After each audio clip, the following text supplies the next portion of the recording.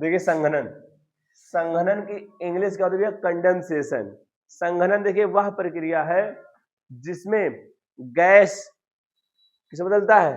द्रव में। जब कोई गैस द्रव में बदलता है तो इस घटना को हम लोग क्या कह देते हैं भैया? संघनन कह देते हैं। क्या कह देते हैं? संघनन कह देते हैं। अभी थोड़ा डिटेल बता दो। अगला देखिए हिमीकरण। हिमीकरण क्या है भैया? फ्रीजिंग।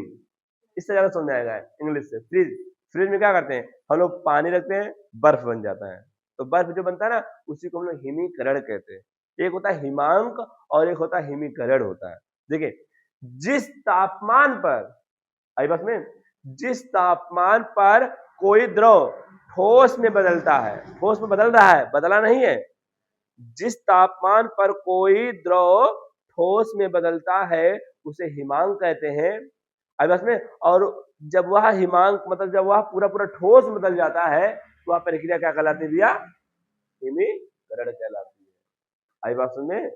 अब ऐसे ये भी है, देखिए संघनन की प्रक्रिया भी है। जिस तापमान पर कोई गैस क्या करता है? द्रव में बदलता है। धीरे धीरे बदलेगा, एक एक तो नहीं बदलेगा ना। आप देखिए संघनन की प्रक्रिया नॉर्मली आप गैस को दबा दिए देखिए तब भी द्रव में बदल जाएगा वो।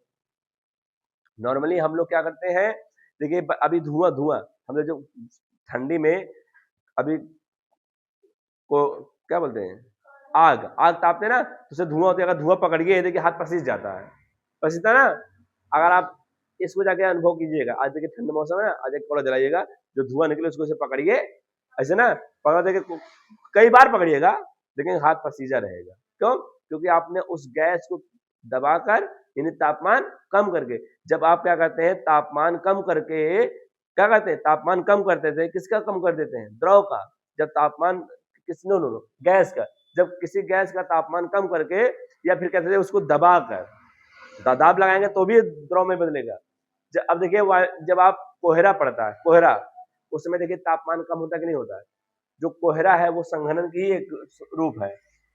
जो कोहरा पड़ता है ना ठंडियों में, वो किसका रूप है? संघनन का। क्योंकि देखिए इस समय टेम्परेचर हाई है तो गैस इधर उधर, गैस का बहुत दूर दूर है, हमको नहीं दिख रहा। जब धीरे धीरे तापमान कम होता है ना, जब तापमान कम होगा वही गैस धीरे धीरे किसमें बदलने लगेंगे? द्रव में बदलने लगेंगे और वो कोहरा छा देता पूरा। कोहरा तो ड्रॉपलेट पानी ही तो होता है। अभी आप ये नहीं कह सकते हैं जब कोई गैस धीरे धीरे द्रव में बदलने लगता है तो इस प्रक्रिया को हम लोग क्या कहते हैं भैया? संघनन कहते हैं। और हिमीकरण क्या होता है भैया? जब कोई द्रव धीरे धीरे किसमें बदलता है भैया? ठोस में। तो यह प्रक्रिया क्या कहलाती है? हिमीकरण कहलाती है। आई बात समझे? चलिए अगला देखिए, अगला क्या है? अगला देखिए कुछ अवस्थाएं दिया गया भैया। क्या है? देखिए इससे अब अच्छे समझ, अगर आप इसको जो याद रहेगा भैया ना वो आसानी से समझ सकता है। ठीक है, देखिए होता क्या है, ध्यान देखिएगा। जब कोई ठोस द्रव में बदलता है तो उसे हम लोग क्या कहते हैं? संगलन कहते हैं। क्या कहते हैं? संगलन कहते हैं। और जब कोई द्रव ठोस में बदलता है तो उसको जमना कहते हैं, फ्रीजिंग। क्या कहते हैं भैया? फ्रीजिंग कहते हैं, फ्रीज। बस में क्या कहते हैं? फ्रीजिंग ना, वही हिमीकरण। द्रव देखिए ठोस में बदलेगा तो क्या कहलाएगा? फ्रीजिंग का है ना, जमना कहलाएगा। ठीक है। और जब कोई द्रव गैस बदलेगा तो क्या होगा? वाष्पीकरण कहेंगे। आई बात में।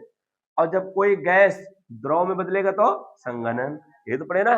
अगला देखिए, जब कोई ठोस बिना द्रव में बदले गैस बदलता है, ऊर्ध्वपातज बदलता ना, कपूर। और जब कोई गैस ठोस बदले, गैस को ठोस बदलेंगे तो निक्षेपण होता है। क्या होता है? निक्षेपण होता है। आई बात में। इतना सबको समझ में आ गया? चलिए भैया आगे देखिए। चलिए देखिए एक कहावत क्या है कि मेरी हार के पन्ने, या फिर कह सकते हैं कि मेरी कहानी में हार के पन्ने जरूर है, परंतु आखिरी पन्ना जो है वो सफलता का ही होगा। आई बात में। यानी जितने आप कॉपी पढ़ रहे हैं वो क्या है? हार के हैं, लेकिन एक आखिरी पन्ना ऐसा भी आएगा जिस पेज पे और जिस कलम से हम अपनी सफलता को लिखेंगे। आई बात में। इसीलिए कहा जाता ना कि मेरी कहानी में हार के पन्ने जरूर है, परंतु आखिरी पन्ना किसका होगा भैया? सफलता का ही होगा। आई बात में। तो ये समझ में आ गया आप लोग को? आया?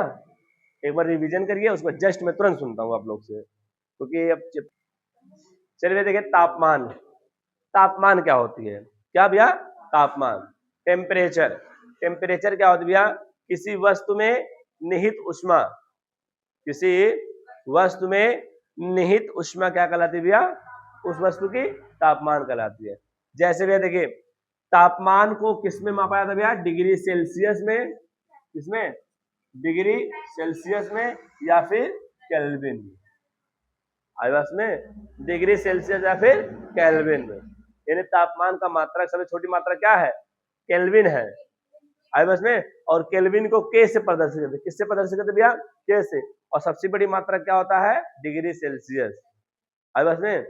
और एक फारेनहाइट भी होता है, जो बुखार नापते डॉक्टर भैया ना थर्मामीटर से, वो जो उसमें नापता कहते हैं 102 डिग्री, 102 डिग्री नहीं रहता, वो फारेनहाइट होता है।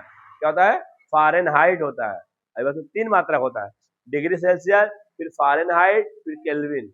अभी बस सबसे छोटी मात्रा क्या होता है? तापमान का केल्विन होता है। तापमान का सबसे छोटी मात्रा क्या है? केल्विन। और सबसे बड़ी मात्रा डिग्री सेल्सियस। अभी बस में अब देखिए जो बर्फ का गलनांक होता है, यानी बर्फ का गलनांक का मतलब भी है ना, बर्फ कितने डिग्री सेल्सियस पर ठोस में बदल जाता है। आई बात में देखिए 0 डिग्री सेल्सियस करेंगे तो द्रव ठोस में बदलेगा, तो उसी को हम बर्फ कहते हैं, जल रहेगा ना। और अगर केल्विन है तो 273, यानी 0 डिग्री सेल्सियस बराबर कितने केल्विन होता है? 273। आई बात समझ में? आप देखिए इधर देखिए जल का क्वथनांक। जल का क्वथनांक कितना होता है भैया? 100 डिग्री से। यानी जल कितने डिग्री सेल्सियस पर, यानी जल कितने तापमान पर उबलना चालू होता है? 100 डिग्री। यानी जो हम घरों में खाना बनाते हैं ना, पानी उबलने चालू हो जाता है, यानी 100 डिग्री सेल्सियस होगा तभी वो उबलेगा, उससे पहले नहीं उबलने वाला। आई बात समझ में भैया? चलिए अब देखिए, अब 0 डिग्री सेल्सियस बराबर क्या है? 273, और इसमें 100 जोड़ देंगे कितना आएगा? 273 ही तो आएगा केल्विन। हाँ, तो ये आपका क्या था भैया? तापमान। आई बात में? तो हमेशा याद रखिएगा भैया, क्या याद रखिएगा कि एक चीज बताया था ना कल क्या बताया था मैं, कि कामयाबी पर पार्टी मांगने वाले जो भैया होते हैं ना, वो आपके तकलीफों में फोन नहीं उठाएंगे, आपके तकलीफ है नहीं, लेकिन जिस दिन आप कामयाब हुए आपसे रिश्ता जुड़ने लगेगा। आई बात में? वो हमारे फलाने लड़का है, वो एक लड़का है। आई बात में? तो आप केवल अपने टारगेट पे ध्यान दीजिए। आई बात में? क्योंकि आप छोटी छोटी चीज, आप छोटी कभी भी छोटी चीज को उसको इग्नोर नहीं करना चाहिए, किसी को छोटा नहीं समझना चाहिए, क्योंकि वही आगे चल के क्या बन जाता है? बड़ा बन जाता है। अभी बताए अभी आप एक छोटा सा घाव है, क्या है? हाथों पे घाव हुआ है, अब उसको इग्नोर कर रहे हैं, धीरे धीरे वही घाव क्या हो जाएगा? एक दिन बड़ा हो जाएगा, और जब बड़ा हो जाएगा ना आपको बड़ा तकलीफ देगा। इसलिए जब तक वो छोटा है इसलिए उसको समझ लो। आई बात में? तो हर एक व्यक्ति का क्या है यहाँ पे?